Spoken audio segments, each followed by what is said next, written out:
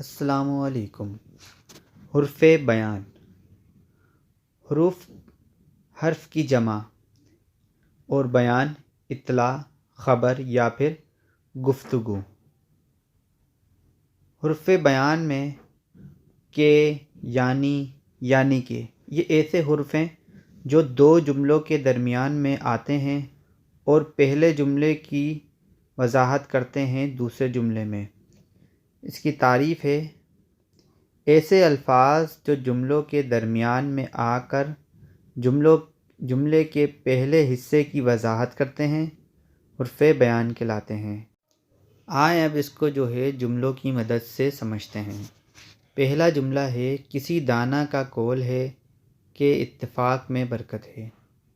اس جملے کے درمیان میں جو کہ آیا ہے یہ پہلے جملے کی وضاحت کر رہا ہے آگے۔